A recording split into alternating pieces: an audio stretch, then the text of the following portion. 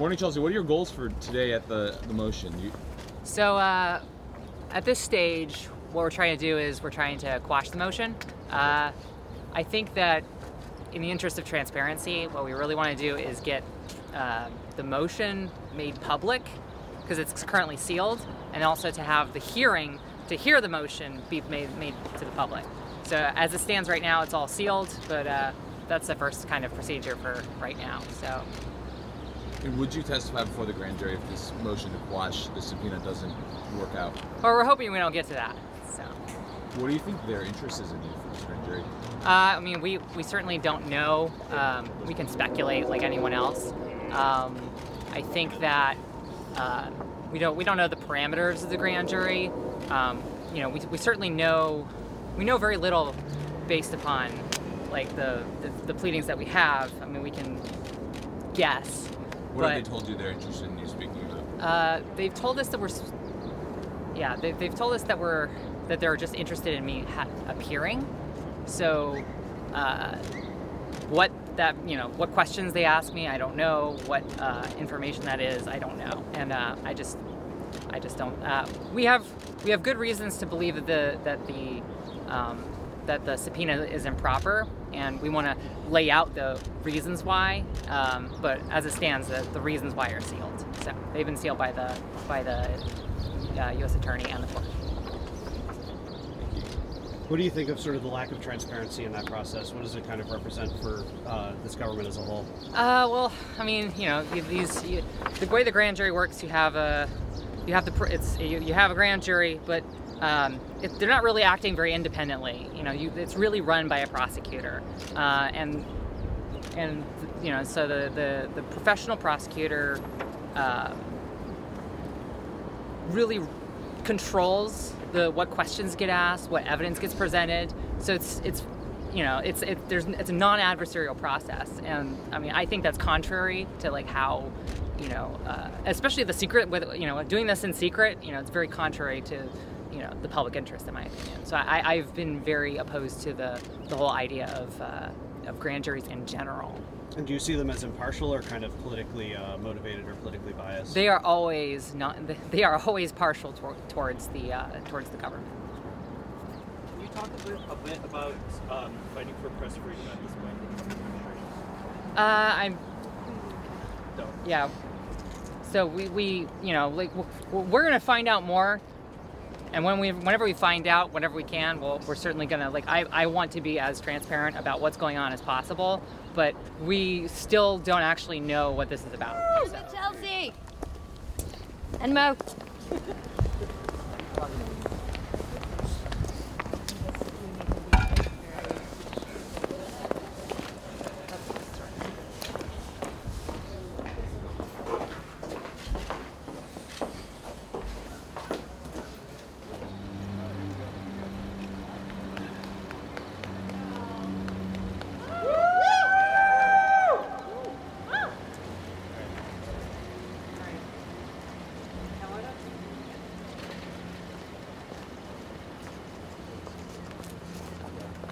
How'd it go inside there, Chelsea? What's that? How'd it go inside? Okay, so the motion to quash was denied. We still have grounds to litigate, so we're going to be here tomorrow. On what grounds? The motion was still sealed, so at the end of the day, everything, like all the matters, is sealed. We basically just met with the judge, sat in there.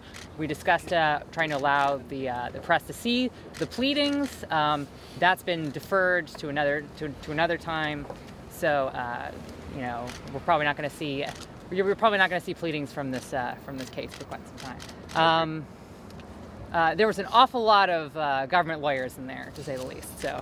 Has your testimony before the grand jury been scheduled? As it stands, you know, I'm going to be here tomorrow. So as far as we know, like until this is resolved, I'm probably going to be here, you know, through the subsequent days. Litigating and not testifying. That hasn't been determined yet. Why fundamentally do you not want to testify in front of the grand jury? I mean, well, grand juries are terrible, to say the least. You know, and I've said this before earlier, that, you know, grand juries are tools used by prosecution because it, like the idea that there's an independent grand jury is long gone. It's a secret proceeding in which evidence is the evidence that would not normally be used or allowed can be reviewed. It's run by a prosecutor. There's no adversarial process. You're not allowed to have your attorney in there. It's a really bad process to have altogether. I, in general, oppose the existence of grand juries. In fact, the United States is one of only 2 countries that still has a grand jury process, which makes us a bit of an outlier. I need to head out. It's getting a little cold. Did you learn anything more in there about why they're interested in speaking to the grand jury? No. We didn't learn anything apart from there was a whole lot of government lawyers in there. So do you know why 10 years later, when you've already, as you said, testified about this in a court-martial, why now? Why they're interested in speaking to you now? I have no substantive reason. I only can speculate. That's it. All right, thank you. Woo.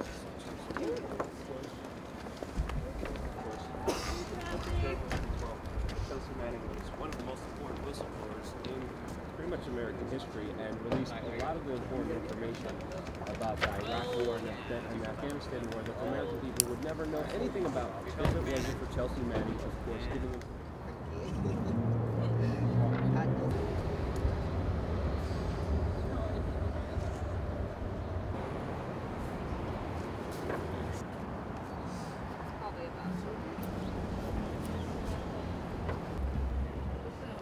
This is a statement from Chelsea's support committee, Chelsea Resists. Today we stand in solidarity with Chelsea Manning and her fight against the dangerous and undemocratic grand jury system. Grand juries operate in secret, allowing the government to retaliate against activists and dissidents behind closed doors. This case is no exception. Donald Trump and his administration have publicly declared their disdain for Chelsea and President Obama's decision to commute her sentence. Chelsea has stood by the testimony from her 2013 court-martial, and this subpoena serves no legitimate purpose. It is a punitive effort to reverse Obama's legacy, exposing Chelsea to legal hardship and possible imprisonment. Even further, this case has profound First Amendment implications. It threatens to erode the rights of journalists who publish information in the public interest. The grand jury could also subject Chelsea's activist networks to intrusive surveillance for engaging in lawfully protected activity. By challenging this subpoena, Chelsea joins dozens of activists who have refused to jeopardize themselves and their communities. After 7 years of imprisonment and torture, Chelsea has suffered enough. We demand an end to this vindictive fishing expedition and the abolition of the repressive grand jury system. Leave Chelsea alone. Thank you. Yeah. So Katie says this morning she's holding Chelsea and all her loved ones and supporters in her heart. She says, I send unrelenting love and solidarity from North Carolina. From my own grand jury resistance, I know how much it means that people are coming together today. Anytime the state attacks us, it hopes to isolate and torment us, to destroy our movements by destroying anyone who commits a challenge, to exposes or works against the state's desire to criminalize and kill. Grand jury resistance anywhere strengthens all of our movements. Grand jury resistance is not an isolated act of refusal, but a refusal to comply with the state in its repression of social movements, and a refusal to comply in the state's daily violence against people through prisons, policing, courts, deportation, and the criminalization of lives and communities.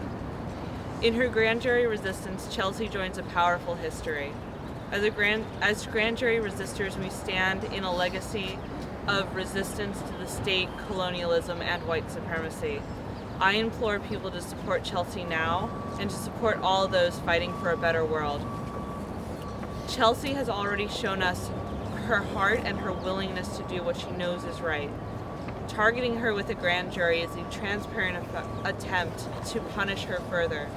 Her resistance is a testament to her integrity. Chelsea, you are loved. Your bravery will be met with bravery, solidarity, and the support of your community. From my experience resisting a grand jury, I know that it is not a solitary act, but a collective swell of love, grief, and resolve.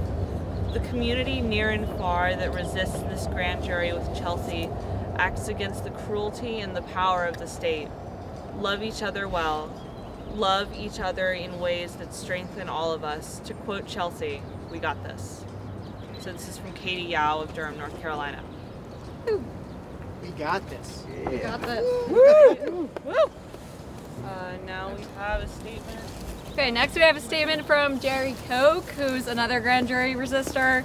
He faced 8 months of imprisonment in New York City for resisting the grand jury and set a really good precedent for future grand jury resistors. Good morning, everyone. My name is Jerry Koch. I'm a former grand jury resistor myself, and for refusing to give names of other activists, I was imprisoned for 8 months and 7 days in federal detention in New York City. Today I'm here to stand with Chelsea and to say that not only as a grand jury resistor, but as activists, as leftists, as anti-fascists, this is the right thing to do.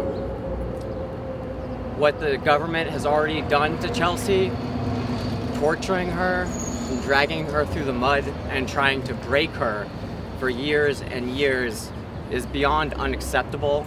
It's not justice, it's not fair, but we know that. We know that Chelsea is going to stand strong. She's been through hell and she's came through the other side, and we will all stand with her. We are stronger together than any of us are alone. We know that, and we know that radical acts of solidarity is what supports us as communities. It's what allows us to resist. What happens today is what's been happening to Chelsea for years and what's been happening to so many committed leftists.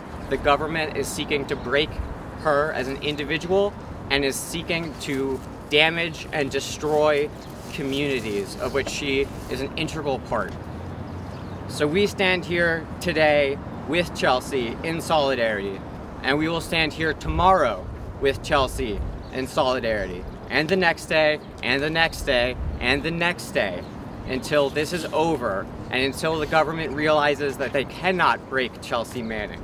We know that, and she knows that, and they damn well better know that too. Thank you.